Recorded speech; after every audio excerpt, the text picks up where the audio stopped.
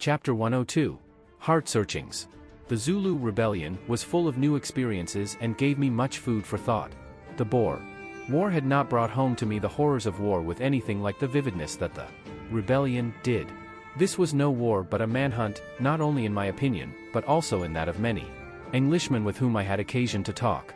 To hear every morning reports of the soldiers' rifles exploding like crackers in innocent hamlets, and to live in the midst of them was a trial. But I swallowed the bitter draught, especially as the work of my corps consisted only in nursing the wounded Zulus. I could see that but for us the Zulus would have been uncared for. This work, therefore, eased my conscience. But there was much else to set one thinking. It was a sparsely populated part of the country. Few and far between in hills and dales were the scattered kraals of the simple and so-called uncivilized Zulus. Marching, with or without the wounded, through these solemn solitudes, I often fell into deep thought. I pondered over Brahmacharya and its implications, and my convictions took deep root. I discussed it with my co-workers. I had not realized then how indispensable it was for self-realization. But I clearly saw that one aspiring to serve humanity with his whole soul could not do without it. It was borne in upon me that I should have more and more occasions for service of the kind I was rendering, and that I should find myself unequal to my task if I were engaged in the pleasures of family life and in the propagation and rearing of children. In a word, I could not live both after the flesh and the spirit. On the present occasion, for instance, I should not have been able to throw myself into the fray, had my wife been expecting a baby. Without the observance of Brahmacharya, service of the family would be inconsistent with service of the community. With Brahmacharya they would be perfectly consistent. So thinking, I became somewhat impatient to take a final vow. The prospect of the vow brought a certain kind of exultation. Imagination also found free play and opened out limitless vistas of service. Whilst I was thus in the midst of strenuous physical and mental work, a report came to the effect that the work of suppressing the rebellion was nearly over, and that we should soon be discharged.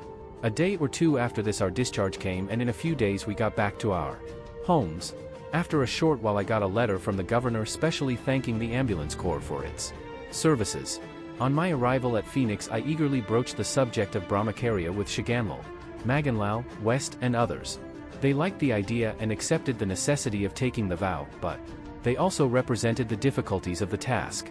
Some of them set themselves bravely to observe it, and some, I know, succeeded also. I too took the plunge, the vow to observe Brahmacharya for life. I must confess that I had not then fully realized the magnitude and immensity of the task I undertook. The difficulties are even today staring me in the face. The importance of the vow is being more and more borne in upon me. Life without Brahmacharya appears to me to be insipid and animal-like. The brute by nature knows no self-restraint. Man is man because he is capable of, and only in so far as he exercises, self-restraint. What formerly appeared to me to be extravagant praise of Brahmacharya in our religious books seems now, with increasing clearness every day, to be absolutely proper and founded on experience. I saw that Brahmacharya, which is so full of wonderful potency, is by no means an easy affair, and certainly not a mere matter of the body. It begins with bodily restraint, but does not end there. The perfection of it precludes even an impure thought. A true Brahmachari will not even dream of satisfying the fleshly appetite, and until he is in that condition, he has a great deal of ground to cover. For me the observance of even bodily Brahmacharya has been full of difficulties. Today I may say that I feel myself fairly safe, but I had yet to achieve complete mastery over thought, which is so essential. Not that the will or effort is lacking, but it is yet a problem to me wherefrom undesirable thoughts spring their insidious invasions. I have no doubt that there is a key to lock out undesirable thoughts, but every one has to find it out for himself. Saints and seers have left their experiences for us, but they have given us no infallible and universal prescription for perfection. Or freedom from error comes only from grace, and so seekers after God have left us mantras, such as Ramanama, hallowed by their own austerities and charged with their purity. Without an unreserved surrender to His grace, complete mastery over thought is impossible. This is the teaching of every great book of religion, and I am realizing the truth of it every moment of my striving after that perfect Brahmacharya. But part of the history of that striving and struggle will be told in chapters to follow. I shall conclude this chapter with an indication of how I set about the task. In the first flush of enthusiasm, I found the observance quite easy. The very first change I made in my mode of life was to stop sparing the same bed with my wife or seeking privacy with her. Thus Brahmacharya, which I had been observing willy-nilly since 1900, was sealed with a vow in the middle of 1906. Chapter 103. The Birth of Satyagraha. Events were so shaping themselves in Johannesburg as to make this self-purification on my part a preliminary as it were to Satyagraha. I can now see that all the principal events of my life, culminating in the vow of Brahmacharya, were secretly preparing me for it. The principle called Satyagraha came into being before that name was invented. Indeed, when it was born, I myself could not say what it was. In Gujarati also we used the English farce passive resistance to describe it. When in a meeting of Europeans I found that the term passive resistance was too narrowly construed, that it was supposed to be a weapon of the weak, that it could be characterized by hatred, and that it could finally manifest itself as violence, I had to dammer to all these statements and explain the real nature of the Indian movement. It was clear that a new word must be coined by the Indians to designate their struggle. But I could not for the life of me find out a new name, and therefore offered a nominal prize through Indian opinion to the reader who made the best suggestion on the subject. As a result, Mahatma Gandhi coined the word Satyagraha, sat equals truth, agraha equals firmness, and won the prize. But in order to make it clearer I changed the word to Satyagraha, which has since become current in Gujarati as a designation for the struggle. The history of this struggle is for all practical purposes a history of the remainder of my life in South Africa and especially of my experiments with truth in that subcontinent. I wrote the major portion of this history in Yeravda jail and finished it after I was released. It was published in Navajivan and subsequently issued in book form. Sjt Divulji Govinji Desai has been translating it into English for current thought, but I am now arranging to have the English translation published in book format. An early date, so that those who will may be able to familiarize themselves with my most important experiments in South Africa. I would recommend a perusal of my history of Satyagraha in South Africa to such readers as have not seen it already. I will not repeat what I have put down there, but in the next few chapters will deal only with a few personal incidents of my life in South Africa which have not been covered by that history. And when I have done with these, I will at once proceed to give the reader some idea of my experiments in India. Therefore, anyone who wishes to consider these experiments in their strict chronological order will now do well to keep the history of Satyagraha in South Africa before him. Chapter 104. More experiments in dietetics. I was anxious to observe Brahmacharya in thought, word and deed, and equally anxious to devote the maximum of time to the Satyagraha struggle and fit myself for it by cultivating purity. I was therefore led to make further changes and to impose greater restraints upon myself in the matter of food. The motive for the previous changes had been largely hygienic, but the new experiments were made from a religious standpoint. Fasting and restriction in diet now played a more important part in my life. Passion in man is generally coexistent with a hankering after the pleasures of the palate. And so it was with me. I have encountered many difficulties in trying to control passion as well as taste, and I cannot claim even now to have brought them under complete subjection. I have considered myself to be a heavy eater. What friends have thought to be my restraint has never appeared to me in that light. If I had failed to develop restraint to the extent that I have, I should have descended lower than the beasts and met my doom long ago. However, as I had adequately realized my shortcomings, I made great efforts to get rid of them, and thanks to this endeavor I have all these years pulled on with my body and put in with it my share of work. Being conscious of my weakness and unexpectedly coming in contact with congenial company, I began to take an exclusive fruit diet or to fast on the Ekadashi day, and also to observe Janmashtami and similar holidays. I began with a fruit diet, but from the standpoint of restraint I did not find much to choose between a fruit diet and a diet of food grains. I observed that the same indulgence of taste was possible with the former as with the latter, and even more, when one got accustomed to it. I therefore came to attach greater importance to fasting or having only one meal a day on holidays. And if there was some occasion for penance or the like, I gladly utilized it too for the purpose of fasting. But I also saw that, the body now being drained more effectively, the food yielded greater relish, and the appetite grew keener. It dawned upon me that fasting could be made as powerful a weapon of indulgence as of restraint. Many similar later experiences of mine as well as of others can be adduced as evidence of this starting fact. I wanted to improve and train my body, but as my chief object now was to achieve restraint and a conquest of the palate, I selected first one food and then another, and at the same time restricted the amount but the relish was after me, as it were.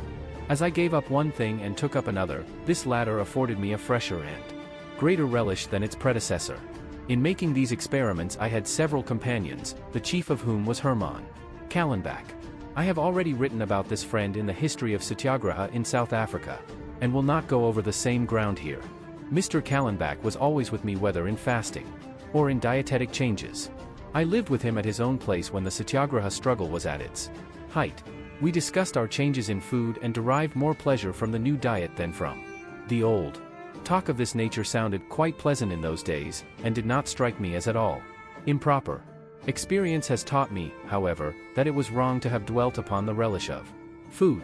One should eat not in order to please the palate, but just to keep the body going.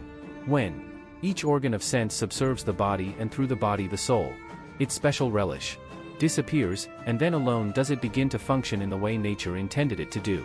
Any number of experiments is too small and no sacrifice is too great for attaining this symphony with nature. But unfortunately the current is nowadays flowing strongly in the opposite direction. We are not ashamed to sacrifice a multitude of other lives in decorating the perishable body and trying to prolong its existence for a few fleeting moments, with the result that we kill ourselves, both body and soul. In trying to cure one old disease, we give rise to 100 new ones. In trying to enjoy the pleasures of sense, we lose in the end even our capacity for enjoyment. All this is passing before our very eyes, but there are none so blind as those who will not see. Having thus set forth their object and the train of ideas which led up to them, I now propose to describe the dietetic experiments at some length. Chapter 105. Casterbai's Courage. Thrice in her life my wife narrowly escaped death through serious illness. The cures were due to household remedies. At the time of her first attack Satyagraha was going on or was about to commence. She had frequent hemorrhage. A medical friend advised a surgical operation, to which she agreed after some hesitation. She was extremely emaciated, and the doctor had to perform the operation without chloroform. It was successful, but she had to suffer much pain. She, however, went through it with wonderful bravery. The doctor and his wife who nursed her were all attention. This was in Durban. The doctor gave me leave to go to Johannesburg, and told me not to have any anxiety about the patient. In a few days, however, I received a letter to the effect that Casterbai was worse, too weak to sit up in bed, and had once become unconscious. The doctor knew that he might not, without my consent, give her wines or meat. So he telephoned to me at Johannesburg for permission to give her beef tea. I replied saying I could not grant the permission, but that, if she was in a condition to express her wish in the matter she might be consulted and she was free to do as she liked. But, said the doctor, I refuse to consult the patient's wishes in the matter. You must come yourself. If you do not leave me free to prescribe whatever diet I like, I will not hold myself responsible for your wife's life. I took the train for Durban the same day, and met the doctor who quietly broke this news to me. I had already given Mrs. Gandhi beef tea when I telephoned to you. Now, doctor, I call this a fraud, said I. No question of fraud in prescribing medicine or diet for a patient. In fact, we doctors consider it a virtue to deceive patients or their relatives, if thereby we can save our patients, said the doctor with determination. I was deeply pained, but kept cool. The doctor was a good man and a personal friend. He and his wife had laid me under a debt of gratitude, but I was not prepared to put up with his medical morals. Doctor, tell me what you propose to do now. I would never allow my wife to be given meat or beef, even if the denial meant her death, unless of course she desired to take it. You are welcome to your philosophy. I tell you that, so long as you keep your wife under my treatment, I must have the option to give her anything I wish. If you don't like this, I must regretfully ask you to remove her. I can't see her die under my roof.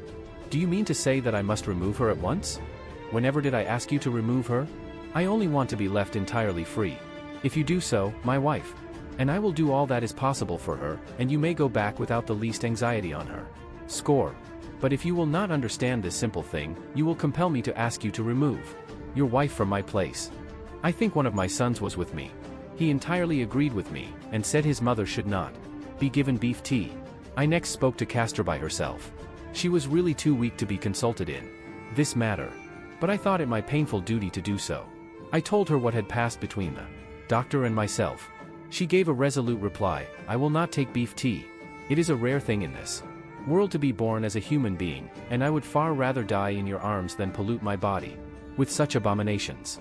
I pleaded with her. I told her that she was not bound to follow me. I cited to her the instances of Hindu friends and acquaintances who had no scruples about taking meat or wine as medicine. But she was adamant. "No," said she, "pray remove me at once." I was delighted. Not without some agitation I decided to take her away. I informed the doctor of her resolve. He exclaimed in a rage, "What a callous man you are! You should have been ashamed to broach the matter to her in her present condition. I tell you your wife is not least little hustling. I shouldn't surprised if she were to die on the way. But if you must persist, you are free to do so. If you will not give her beef tea, I will not take the risk of keeping her under my roof even for a single day." So we decided to leave the place at once. It was drizzling and the station was some distance. We had to take the train from Durban for Phoenix, whence our settlement was reached by a road of 2.5 miles. I was undoubtedly taking a very great risk, but I trusted in God, and proceeded with my task. I sent a messenger to Phoenix in advance, with a message to West to receive us at the station with a hammock, a bottle of hot milk and one of hot water, and 6 men to carry Castorby in the hammock. I got a rickshaw to enable me to take her by the next available train, put her into it in that dangerous condition, and marched away. Castorby needed no cheering up. On the contrary, she comforted me, saying, "Nothing will happen to me. Don't worry." She was mere skin and bone, having had no nourishment for days. The station platform was very large, and as the rickshaw could not be taken inside, one had to walk some distance before one could reach the train. So I carried her in my arms and put her into the compartment. From Phoenix we carried her in the hammock, and there she slowly picked up strength under hydropathic treatment. In 2 or 3 days of our arrival at Phoenix a Swami came to our place. He had heard of the resolute way in which we had rejected the doctor's advice, and he had, out of sympathy, come to plead with us. My second and third sons Manilal and Ramdas were, so far as I can recollect, present when the Swami came. He held forth on the religious harmlessness of taking meat, citing authorities from Manu. I did not like his carrying on this disputation in the presence of my wife, but I suffered him to do so out of courtesy. I knew the verses from the Manusmriti, I did not need them for my conviction. I knew also that there was a school which regarded these verses as interpolations, but even if they were not, I held my views on vegetarianism independently of religious texts, and Castorby's faith was unshakable. To her the scriptural texts were a sealed book, but the traditional religion of her forefathers was enough for her. The children swore by their father's creed, and so they made light of the Swami's discourse. But Castorby put an end to the dialogue at once. "Swamiji," she said, "whatever you may say, I do not want to recover by means of beef tea. Pray don't worry me any more. You may discuss the thing with my husband and children if you like. But my mind is made up." Chapter 106. Domestic Satyagraha. My first experience of jail life was in 1908. I saw that some of the regulations that the prisoners had to observe were such as should be voluntarily observed by a brahmachari, that is, one desiring to practice self-restraint. Such, for instance, was the regulation requiring the last meal to be finished before sunset. Neither the Indian nor the African prisoners were allowed tea or coffee. They could add salt to the cooked food if they wished, but they might not have anything for the mere satisfaction of the palate. When I asked the jail medical officer to give us curry powder, and to let us add salt to the food whilst it was cooking, he said, "You are not here for satisfying your palate. From the point of view of health, curry powder is not necessary, and it makes no difference whether you add salt during or after cooking." Ultimately these restrictions were modified, though not without much difficulty, but both were wholesome rules of self-restraint. Inhabitants imposed from without rarely soothed, but when they are self-imposed, they have a decidedly salutary effect. So, immediately after release from jail, I imposed on myself the 2 rules. As far as was then possible, I stopped taking tea, and finished my last meal before sunset. Both these now require no effort in the observance. There came, however, an occasion which compelled me to give up salt altogether, and this restriction I continued for an unbroken period of 10 years. I had read in some books on vegetarianism that salt was not a necessary article of diet for man, that on the contrary saltless diet was better for the health. I had deduced that a brahmachari benefited by a saltless diet. I had read and realized that the weak-bodied should avoid pulses. I was very fond of them. Now it happened that Castorby, who had a brief respite after her operation, had again begun getting hemorrhage, and the malady seemed to be obstinate. Hydropathic treatment by itself did not answer. She had not much faith in my remedies, though she did not resist them. She certainly did not ask for outside help. So when all my remedies had failed, I entreated her to give up salt and pulses. She would not agree, however much I pleaded with her, supporting myself with authorities. At last she challenged me, saying that even I could not give up these articles if I was advised to do so. I was pained and equally delighted in that I got an opportunity to shower my love on her. I said to her, "You are mistaken. If I was ailing and the doctor advised me to give up these or any other articles, I should unhesitatingly do so. But there, without any medical advice, I give up salt and pulses for 1 year, whether you do so or not." She was rudely shocked and exclaimed in deep sorrow, "Pray forgive me. Knowing you, I should not have provoked you. I promise to abstain from these things, but for heaven's sake take back your vow. This is too hard on me. It is very good for you to forego these articles. I have not the slightest doubt that you will be all the better without them. As for me, I cannot retract a vow seriously taken, and it is sure to benefit me. For all restraint, whatever prompts it, is wholesome for men. You will therefore leave me alone. It will be a test for me, and a moral support to you in carrying out your resolve." So she gave me up. "You are too obstinate. You will listen to none," she said, and sought relief in tears. I would like to count this incident as an instance of satyagraha, and it is one of the sweetest recollections of my life. After this Kasturbai began to pick up quickly, whether as a result of the saltless and pulseless diet, or of the other consequent changes in her food, whether as a result of my strict vigilance in exacting observance of the other rules of life, or as an effect of the mental exhilaration produced by the incident, and if so to what extent, I cannot say. But she rallied quickly, hemorrhage completely stopped, and I added somewhat to my reputation as a quack. As for me, I was all the better for the new denials. I never craved for the things I had left. The year sped away, and I found the senses to be more subdued than ever. The experiment stimulated the inclination for self-restraint, and I returned to India. Only once I happened to take both the articles, whilst I was in London in 1914. But of that occasion, and as to how I resumed both, I shall speak in a later chapter. I have tried the experiment of a saltless and pulseless diet on many of my co-workers, and with good results in South Africa. Medically there may be two opinions as to the value of this diet, but morally I have no doubt that all self-denial is good for the soul. The diet of a man of self-restraint must be different from that of a man of pleasure, just as their ways of life must be different. Aspirants after Brahmacharya often defeat their own end by adopting courses suited to a life of pleasure. Chapter 107. Towards Self-Restraint.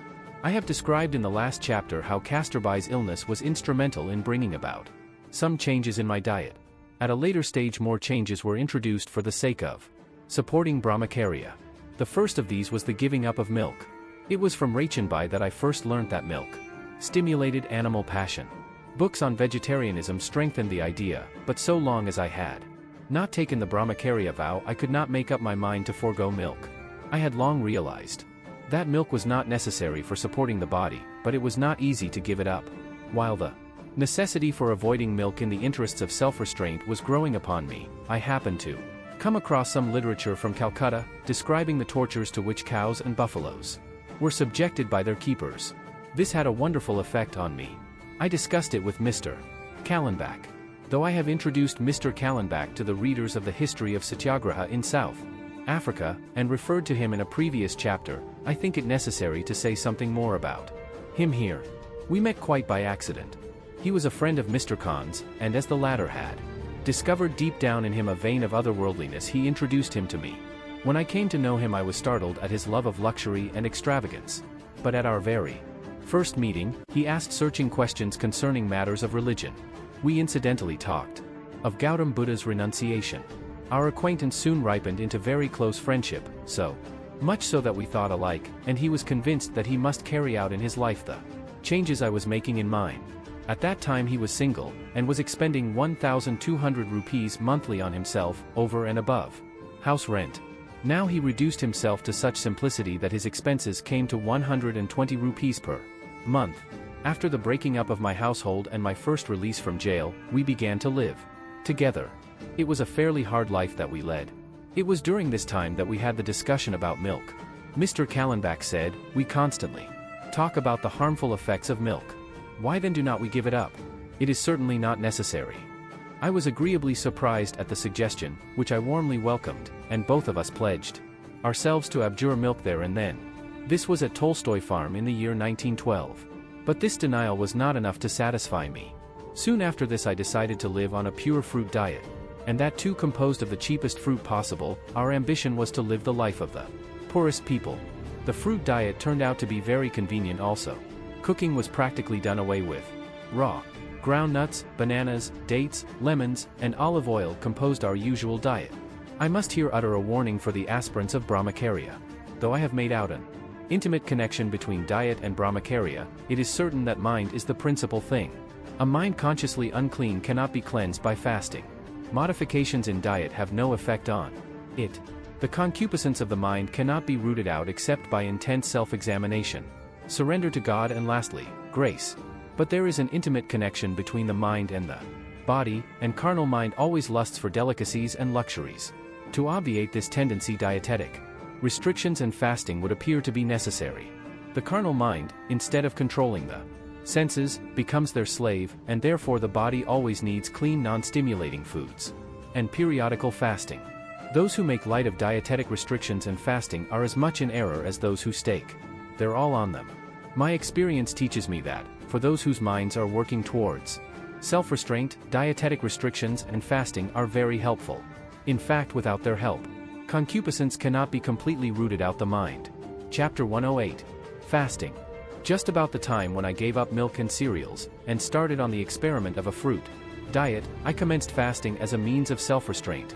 In this Mr. Kallenbach also joined me. I had been used to fasting now and again, but for purely health reasons. That fasting was necessary for self-restraint I learnt from a friend. Having been born in a Vaishnava family and of a mother who was given to keeping all sorts of hard vows, I had observed, while in India, the Ekadashi and other fasts, but in doing so I had merely copied my mother and sought to please my parents. At that time I did not understand, nor did I believe in, the efficacy of fasting. But seeing that the friend I have mentioned was observing it with benefit, and with the hope of supporting the Brahmacharya vow, I followed his example and began keeping the Ekadashi fast. As a rule, Hindus allow themselves milk and fruit on a fasting day, but such fast I had been keeping daily. So now I began complete fasting, allowing myself only water. When I started on this experiment, the Hindu month of Shravan and the Islamic month of Ramzan happened to coincide. The Gandhis used to observe not only the Vaishnava but also the Shaivite vows, and visited the Shaivite as also the Vaishnava temples. Some of the members of the family used to observe Pradosha in the whole of the month of Shravan. I decided to do likewise. These important experiments were undertaken while we were at Tolstoy Farm, where Mr. Kallenbach and I were staying with a few Satyagrahi families, including young people and children. For these last we had a school. Among them were 4 or 5 Musulmans. I always helped and encouraged them in keeping all their religious observances. I took care to see that they offered their daily namaz. There were Christians and Parsi youngsters too, whom I considered it my duty to encourage to follow their respective religious observances. During this month, therefore, I persuaded the Musulman youngsters to observe the Ramzan fast. I had of course decided to observe Pradosha myself, but I now asked the Hindu, Parsi and Christian youngsters to join me. I explained to them that it was always a good thing to join with others in any matter of self-denial. Many of the farm inmates welcomed my proposal. The Hindu and the Parsi youngsters did not copy the Musulman ones in every details, it was not necessary. The Musulman youngsters had to wait for their breakfast until sunset, whereas the others did not do so, and were thus able to prepare delicacies for the Musulman friends and serve them.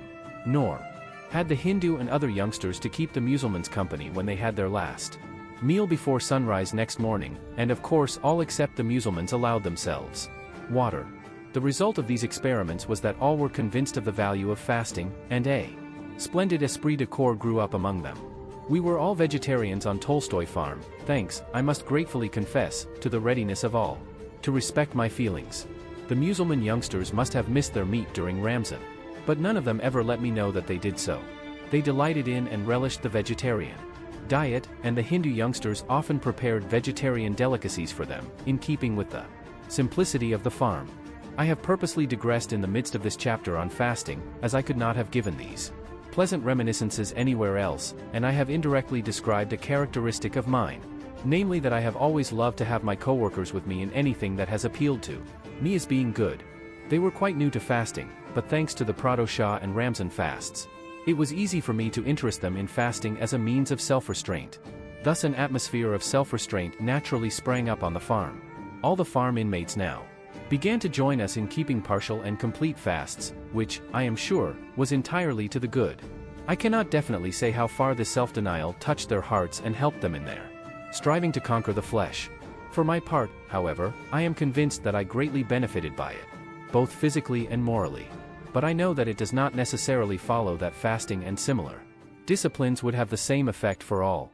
Fasting can help to curb animal passion, only if it is undertaken with a view to self-restraint. Some of my friends have actually found their animal passion and palate stimulated as an after effect of fasts. That is to say, fasting is futile unless it is accompanied by an incessant longing for self-restraint. The famous verse from the second chapter of the Bhagavad Gita is worth noting in this connection.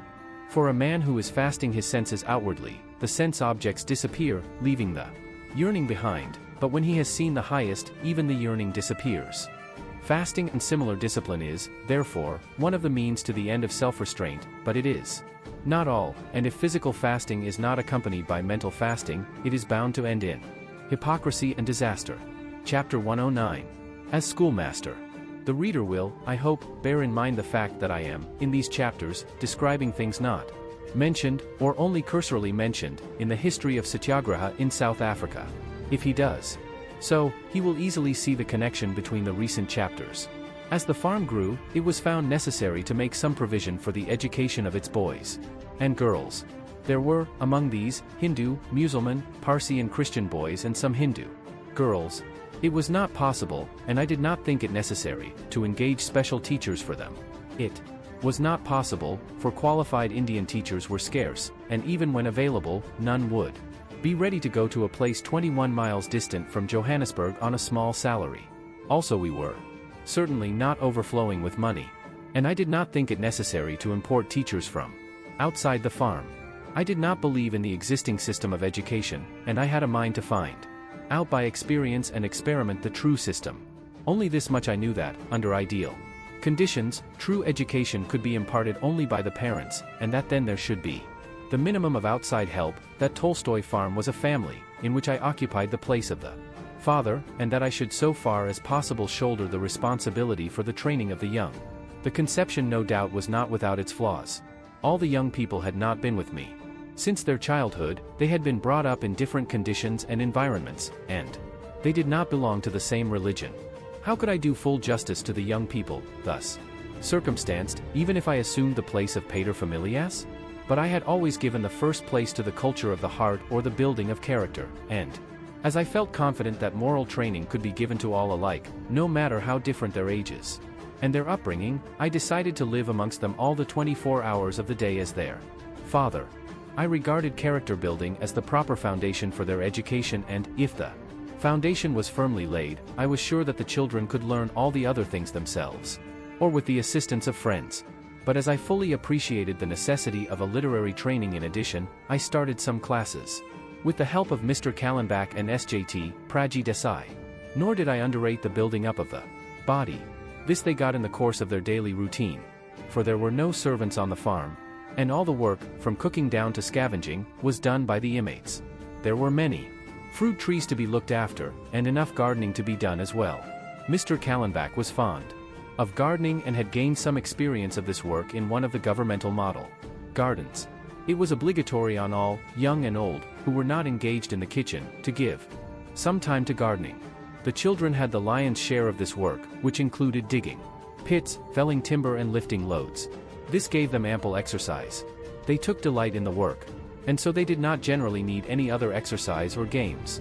Of course some of them, and sometimes all them, malingered and shirked. Sometimes I connived at their pranks, but often I was strict with them. I dare say they did not like the strictness, but I do not recollect their having resisted it. Whenever I was strict, I would, by argument, convince them that it was not right to play with one's work. The conviction would, however, be short-lived. The next moment they would again leave their work and go to play. All the same we got along, and at any rate they built up fine physiques. There was scarcely any illness on the farm, though it must be said that good air and water and regular hours of food were not a little responsible for this. A word about vocational training. It was my intention to teach every one of the youngsters some useful manual vocation. For this purpose Mr. Kallenbach went to a Trappist monastery and returned having learned shoemaking. I learned it from him and taught the art to such as were ready to take it up. Mr. Kallenbach had some experience of carpentry, and there was another inmate who knew it, so we had a small class in carpentry. Cooking almost all the youngsters knew. All this was new to them. They had never even dreamt that they would have to learn these things some day. For generally the only training that Indian children received in South Africa was in the 3 Rs. On Tolstoy farm we made it a rule that the youngsters should not be asked to do what the teachers did not do, and therefore, when they were asked to do any work, there was always a teacher cooperating and actually working with them. Hence whatever the youngsters learned, they learned cheerfully. Literary training and character building must be dealt with in the following chapters. Chapter 110. Literary training. It was seen in the last chapter how we provided for the physical training on Tolstoy farm, and, incidentally for the vocational. Though this was hardly done in a way to satisfy me, it may be claimed to have been more or less successful. Literary training, however, was a more difficult matter. I had neither the resources nor the literary equipment necessary, and I had not the time I would have wished to devote to the subject. The physical work that I was doing used to leave me thoroughly exhausted at the end of the day, and I used to have the classes just when I was most in need of some rest. Instead, therefore, of my being fresh for the class, I could with the greatest difficulty keep myself awake. The mornings had to be devoted to work on the farm and domestic duties, so the school hours had to be kept after the midday meal. There was no other time suitable for the school. We gave 3 periods at the most to literary training. Hindi, Tamil, Gujarati and Urdu were all taught, and tuition was given through the vernaculars of the boys. English was taught as well. It was also necessary to acquaint the Gujarati Hindu children with a little Sanskrit, and to teach all the children elementary history, geography and arithmetic. I had undertaken to teach Tamil and Urdu. The little Tamil I knew was acquired during voyages and in jail. I had not got beyond Pope's excellent Tamil handbook. My knowledge of the Urdu script was all that I had acquired on a single voyage, and my knowledge of the language was confined to the familiar Persian and Arabic words that I had learned from contact with Musalman friends. Of Sanskrit I knew no more than I had learned at the high school. Even my Gujarati was no better than that which one acquires at the school. Such was the capital with which I had to carry on. In poverty of literary equipment my colleagues went one better than I. But my love for the languages of my country, my confidence in my pupils, and more than that, their generosity, stood me in good stead. The Tamil boys were all born in South Africa, and therefore knew very little Tamil, and did not know the script at all.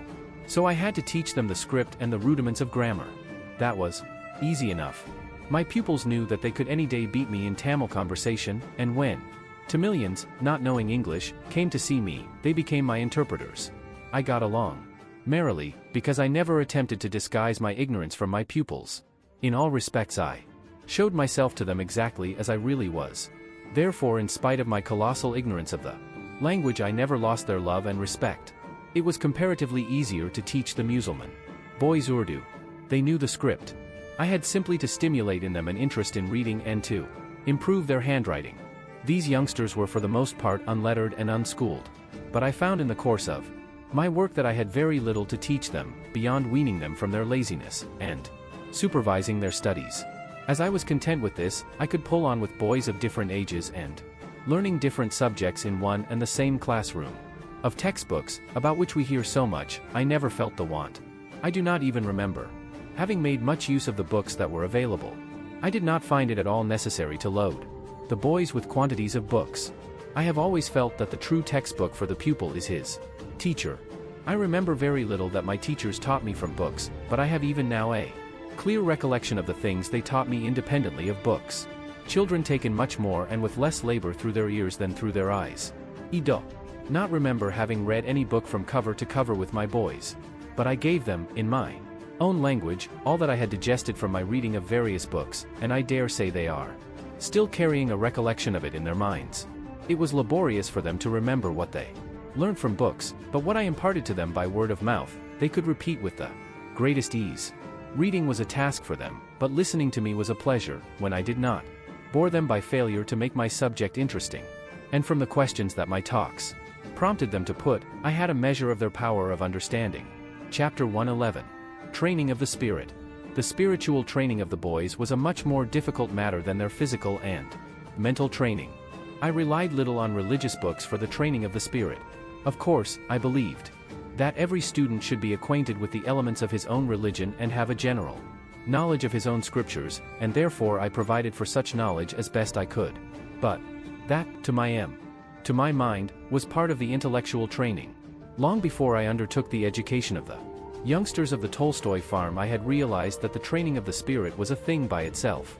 To develop the spirit is to build character and to enable one to work towards a knowledge of God and self-realization. And I held that this was an essential part of the training of the young, and that all training without culture of the spirit was of no use, and might be even harmful.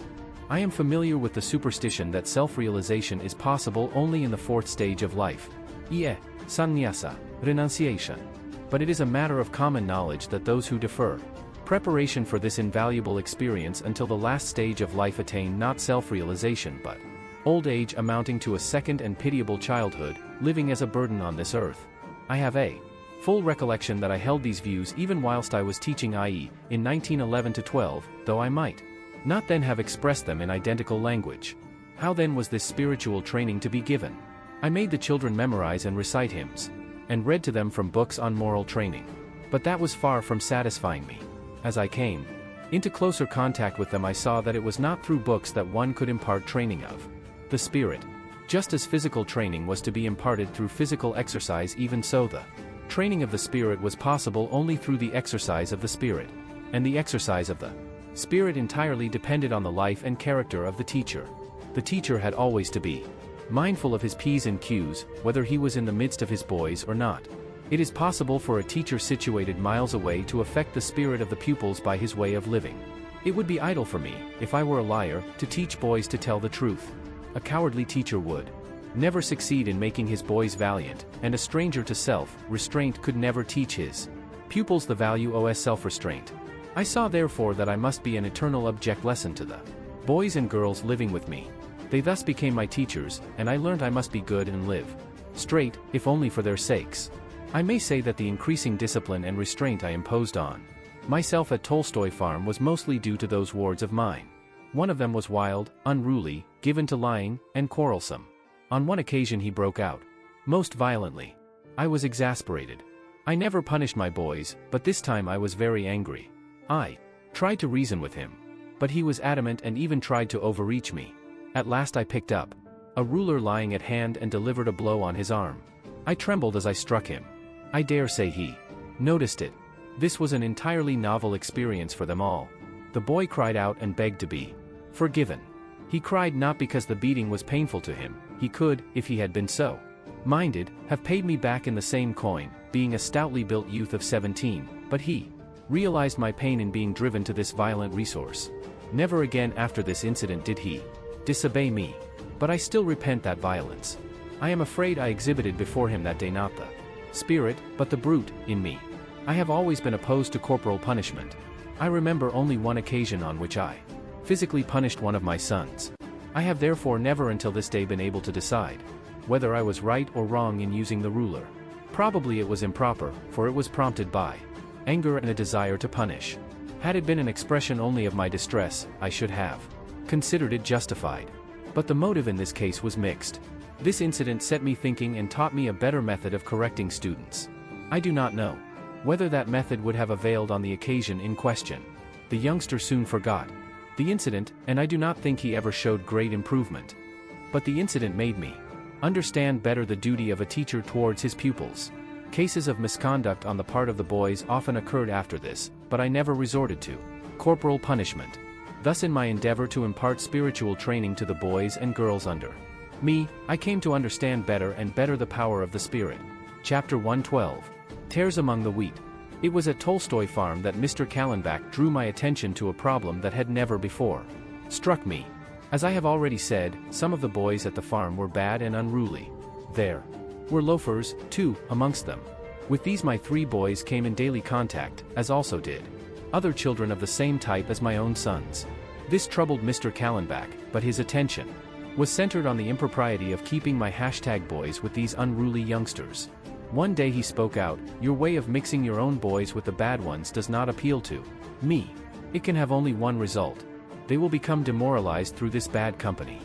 I do not remember whether the question puzzled me at the moment, but I recollect what I said to him. How can I distinguish between my boys and the loafers? I am equally responsible for both. The youngsters have come because I invited them. If I were to dismiss them with some money, they would immediately run off to Johannesburg and fall back into their old ways. To tell you the truth, it is quite likely that they and their guardians believe that, by having come here, they have laid me under an obligation.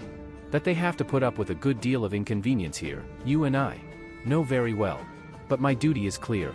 I must have them here, and therefore my boys also must needs live with them. And surely you do not want me to teach my boys to feel from today that they are superior to other boys. To put that sense of superiority into their heads would be to lead them astray.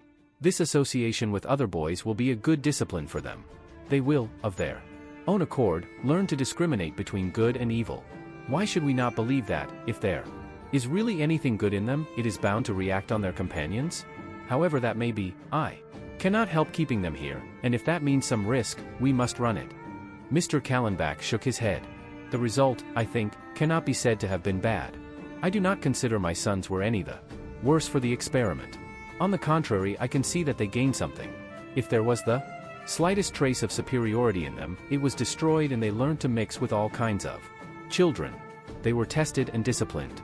This and similar experiments have shown me that, if good children are taught together with bad ones and thrown into their company, they will lose nothing, provided the experiment is conducted under the watchful care of their parents and guardians. Children wrapped up in cotton wool are not always proof against all temptation or contamination. It is true, however, that when boys and girls of all kinds of upbringing are kept and taught together, the parents and the teachers are put to the severest test. They have constantly to be on the alert.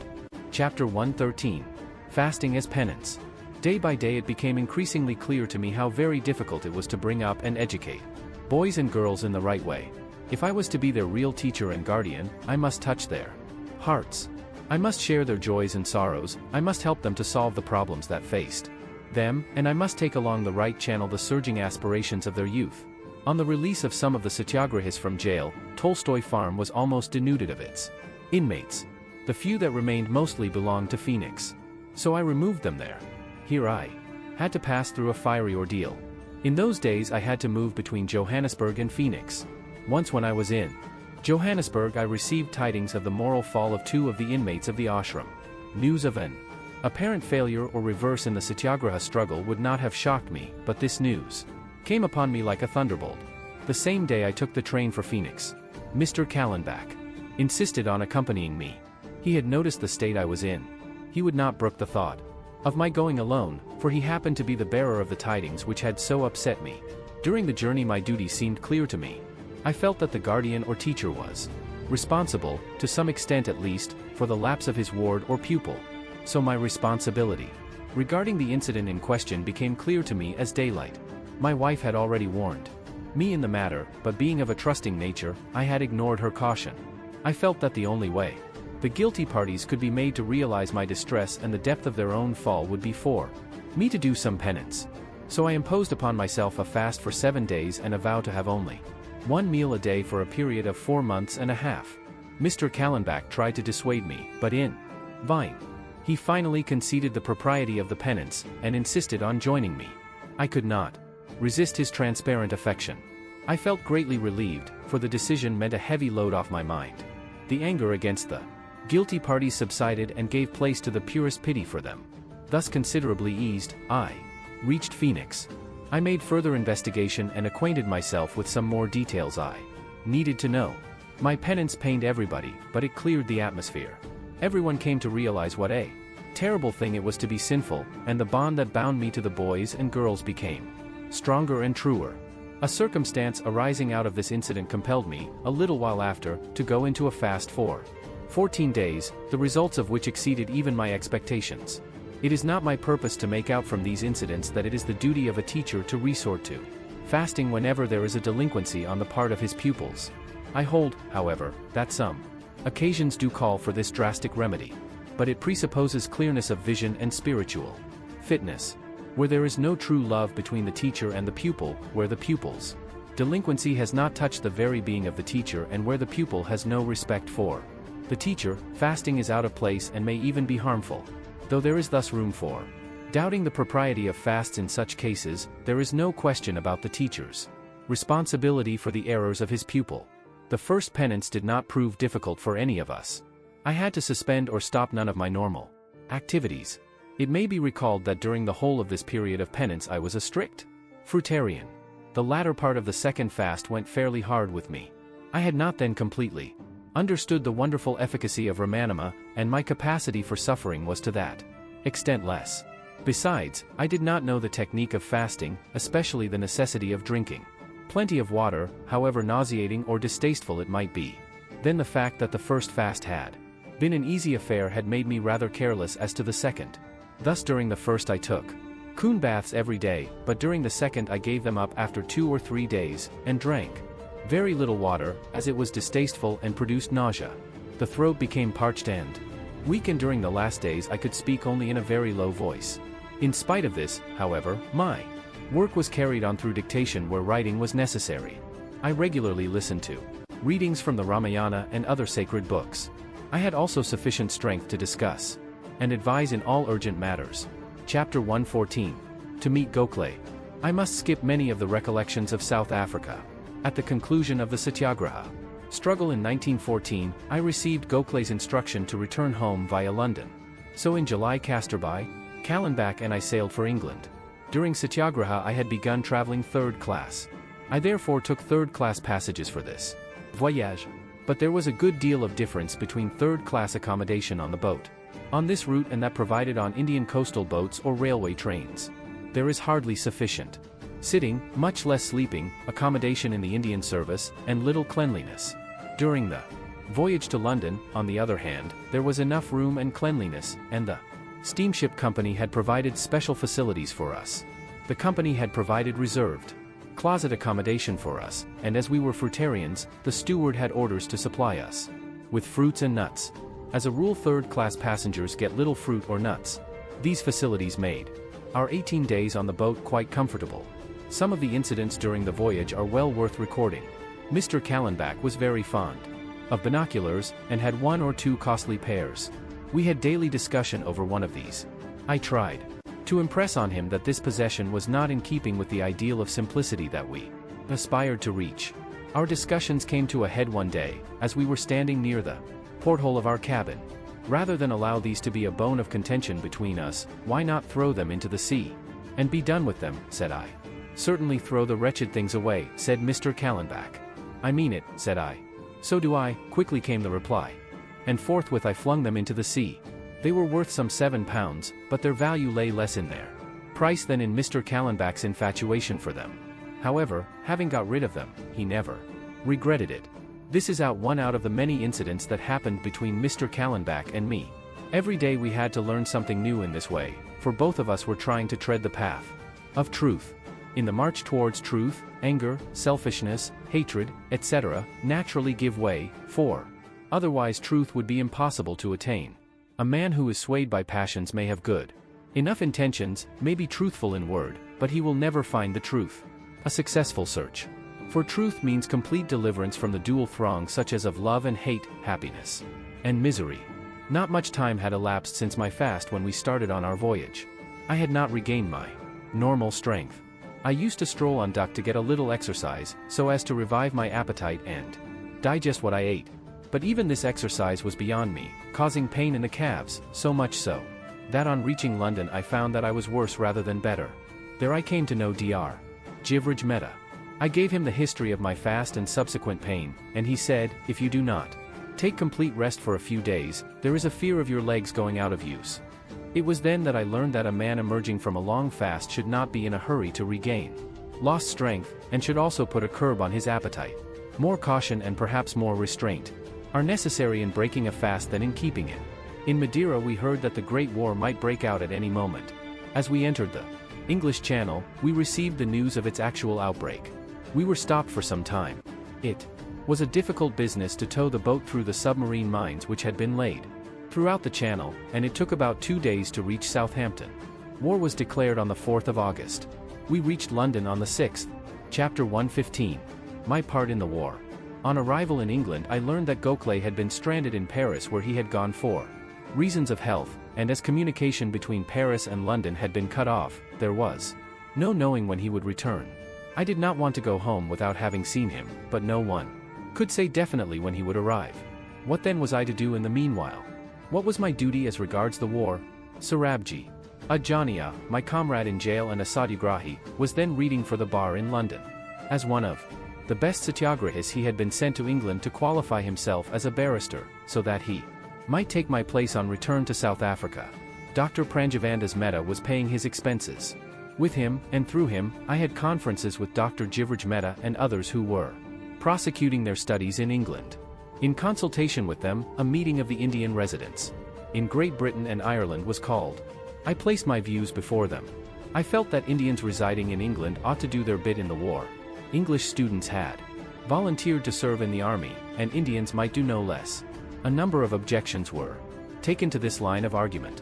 There was, it was contended, a world of difference between the Indians and the English. We were salves and they were masters.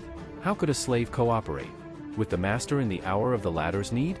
Was it not the duty of the slave, seeking to be free, to make the master's need his opportunity? This argument failed to appeal to me then.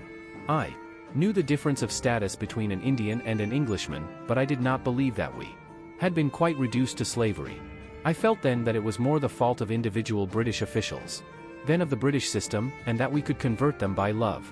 If we would improve our status through the help and cooperation of the British, it was our duty to win their help by standing by them in their hour of need. Though the system was faulty, it did not seem to me to be intolerable, as it does today. But if, having lost my faith in the system, I refused to cooperate with the British government today, how could those friends then do so, having lost their faith not only in the system but in the officials as well? The opposing friends felt that was the hour for making a bold declaration of Indian demands and for improving the status of Indians. I thought that England's need should not be turned into our opportunity, and that it was more becoming and farsighted not to press our demands while the war lasted. I therefore adhered to my advice and invited those who would to enlist as volunteers. There was a good response, practically all the provinces and all the religions being represented among the volunteers. I wrote a letter to Lord Crewe, acquainting him with these facts, and expressing our readiness to be trained for ambulance work, if that should be considered a condition precedent to the acceptance of our offer.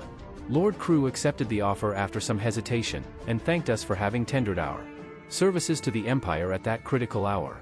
The volunteers began their preliminary training in first aid to the wounded under the well-known Dr. Cantley. It was a short course of 6 weeks, but it covered the whole course of first aid. We were a class of about 80. In 6 weeks we were examined, and all except one passed. 4. These the government now provided military drill and other training. Colonel Baker was placed in charge of this work. London in these days was a sight worth seeing. There was no panic, but all were busy helping to the best of their ability. Able-bodied adults began training as combatants, but what were the old, the infirm and the women to do? There was enough work for them, if they wanted. So they employed themselves in cutting and making clothes and dressings for the wounded. The Lyceum, a ladies' club, undertook to make as many clothes for the soldiers as they could. Srimati Sarojini Naidu was a member of this club, and threw herself wholeheartedly into the work. This was my first acquaintance with her. She placed before me a heap of clothes which had been cut to pattern, and asked me to get them all sewn up and return them to her. I welcomed her demand, and with the assistance of friends got as many clothes made as I could manage. During my training for first aid. Chapter 116. A Spiritual Dilemma. As soon as the news reached South Africa that I along with other Indians had offered my services in the war, I received 2 cables. One of these was from Mr. Pollock, who questioned the consistency of my action with my profession of ahimsa. I had to a certain extent anticipated this objection, for I had discussed the question in my Hind Swaraj or Indian Home Rule, and used to discuss it day in and day out with friends in South Africa. All of us recognized the immorality of war. If I was not prepared to prosecute my assailant, much less should I be willing to participate in a war, especially when I knew nothing of the justice or otherwise of the cause of the combatants. Friends of course knew that I had previously served in the Boer War, but they assumed that my views had since undergone a change. As a matter of fact, the very same line of argument that persuaded me to take part in the Boer War had weighed with me on this occasion. It was quite clear to me that participation in war could never be consistent with ahimsa. But it is not always given to one to be equally clear about one's duty. A votary of truth is often obliged to grope in the dark. Ahimsa is a comprehensive principle. We are helpless mortals caught in the conflagration of himsa. The saying that life lives on life has a deep meaning in it. Man cannot for a moment live without consciously or unconsciously committing outward himsa. The very fact of his living, eating, drinking and moving about necessarily involves some himsa, destruction of life, be it ever so minute. A votary of ahimsa therefore remains true to his faith if the spring of all his actions is compassion, if he shuns to the best of his ability the destruction of the tiniest creature, tries to save it, and thus incessantly strives to be free from the deadly coil of himsa. He will be constantly growing in self-restraint and compassion, but he can never become entirely free from outward himsa. Then again, because underlying ahimsa is the unity of all life, the error of one cannot but affect all, and hence man cannot be wholly free from himsa. So long as he continues to be a social being, he cannot but participate in the himsa that the very existence of society involves. When two nations are fighting, the duty of a votary of ahimsa is to stop the war. He who is not equal to that duty, he who has no power of resisting war, he who is not qualified to resist war, may take part in war, and yet wholeheartedly try to free himself, his nation and the world from war. I had hoped to improve status and that of my people through the British Empire. Whilst in England, I was enjoying the protection of the British fleet, and taking shelter as I did under its armed might. I was directly participating in its potential violence. Therefore, if I desired to retain my connection with the Empire and to live under its banner, one of three courses was open to me. I could declare open resistance to the war and, in accordance with the law of satyagraha, boycott the Empire until it changed its military policy, or I could seek imprisonment by civil disobedience of such of its laws as were fit to be disobeyed, or I could participate in the war on the side of the Empire and thereby acquire the capacity and fitness for resisting the violence of war. I lacked this capacity and fitness, as I thought there was nothing for it but to serve in the war. I make no distinction, from the point of view of ahimsa, between combatants and non-combatants. He who volunteers to serve a band of dacoits, by working as their carrier, or their watchman while they are about their business, or their nurse when they are wounded, is as much guilty of dacoity as the dacoits themselves. In the same way, those who confine themselves to attending to the wounded in battle cannot be absolved from the guilt of war. I had argued the whole thing out to myself in this manner, before I received Pollock's cable, and soon after its receipt, I discussed these views with several friends and concluded that it was my duty to offer to serve in the war. Even today I see no flaw in that line of argument, nor am I sorry for my action, holding, as I then did, views favorable to the British connection. I know that even then I could not carry conviction with all my friends about the correctness of my position. The question is subtle. It admits of differences of opinion, and therefore I have submitted my argument as clearly as possible to those who believe in ahimsa and who are making serious efforts to practice it in every walk of life. A devotee of truth may not do anything in deference to convention. He must always hold himself open to correction, and whenever he discovers himself to be wrong, he must confess it at all costs and atone for it. Chapter 117. Miniature Satyagraha. Though I thus took part in the war as a matter of duty, it chanced that I was not only unable directly to participate in it, but actually compelled to offer what may be called miniature Satyagraha even at that critical juncture. I have already said that an officer was appointed in charge of our training, as soon as our names were approved and enlisted. We were all under the impression that this commanding officer was to be our chief only so far as technical matters were concerned, and that in all other matters I was the head of our corps, which was directly responsible to me in matters of internal discipline. That is to say, the commanding officer had to deal with the corps through me. But from the first the officer left us under no much delusion. Mr. Sarabji Ajania was a shrewd man. He warned me. "Beware of this man," he said. "He seems inclined to lord it over us. We will have none of his orders. We are prepared to look upon him as our instructor. But the youngsters he has appointed to instruct us also feel as though they had come as our masters." These youngsters were Oxford students who had come to instruct us and whom the commanding officer had appointed to be our section leaders. I also had not failed to notice the high-handedness of the commanding officer, but I asked Sarabji not to be anxious and tried to pacify him. But he was not the man to be easily convinced. You are too trusting. Those people will deceive you with wretched words, and when at last you see through them, you will ask us to resort to satyagraha, and so come to grief, and bring us all to grief along with you, said he with a smile. What else but grief can you hope to come to after having cast in your lot with me, said I. A satyagrahi is born to be deceived. Let the commanding officer deceive us. Have I not told you times without number that ultimately a deceiver only deceives himself? Sarabji gave a loud laugh. Well, then, said he, continue to be deceived. You will some day meet your death in satyagraha and drag poor mortals like me behind you.